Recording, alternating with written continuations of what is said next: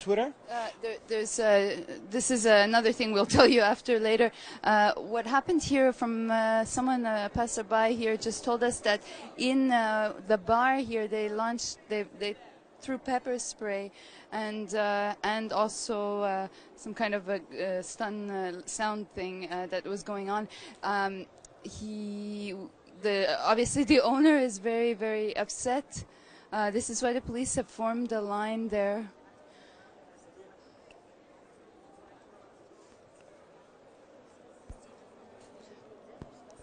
Donc, vous avez été témoin de ce qui est arrivé ici? En fait, on vient d'écouter une interview pour Radio-Canada du patron du Saint-Buck, là. Oui. Et en fait, je sais pas si elle va être diffusée, fait que je préfère vous le dire à vous parce que je sais que vous diffusez tout ce qui se dit.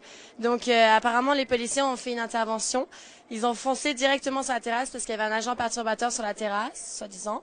Donc, ils ont lacrymogéné tous leurs clients. Ils ont balancé des balles, les balles, de caoutchouc, enfin de caoutchouc, ouais, méchant caoutchouc, c'est ça. Ils ont balancé, puis les gens ont foncé à l'intérieur, ils ont continué à l'intérieur et visiblement ils ont poivré à l'intérieur de l'édifice.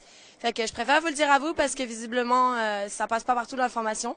Puis c'est ça, c'était juste pour vous en informer. Donc apparemment au Saint-Buck, il y a une intervention policière assez musclée. Oui. Dans un bar privé ici sur Saint-Denis. Un bar privé. Ils ont menacé un cyber aussi, c'est un gars qui nous l'a dit, de pénétrer dans l'établissement et d'arrêter tout le monde alors qu'ils ont absolument pas le droit de le faire.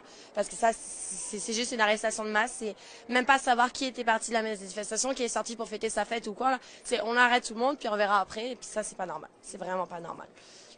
L'intervention est assez musclée là, puis je pense que c'est bon de le dire. C'est sûr, il y a eu le feu, puis je comprends qu'ils sont un peu nerveux, mais il y a des moments là, il faut relativiser, puis il faut arrêter de cibler des gens quand on sait très bien que c'est pas eux les perturbateurs.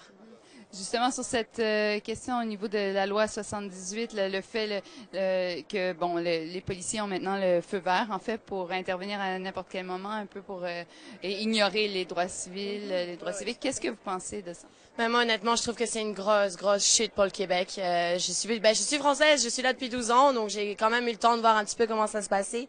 Et honnêtement, je pense que j'ai jamais vu ça. J'ai jamais eu le malheur de vivre dans un pays où est-ce qu'on en est arrivé au point où la répression est tellement forte, où on ne peut tellement pas négocier avec les étudiants qu'on est obligé de leur balancer la police, qu'on est obligé de leur balancer les équipes d'intervention, l'anti-émeute, qu'on est obligé d'appeler la SQ, la rescousse. Je veux dire, c'est des gamins, j'ai 21 ans, je suis une gamine, là, je suis pas dangereuse pantoute, puis je veux dire, il y a un moment donné, faut réagir. Je comprends le gouvernement de réagir, mais il y a un moment donné, il y a une limite à tout aussi, là. La loi 78, là, c'est une loi martiale pour moi, là. C'est n'importe quoi, là. C'est rendu à un point où est-ce qu'on peut même pas s'asseoir dans la rue avec son carré rouge sans se faire interpeller, là.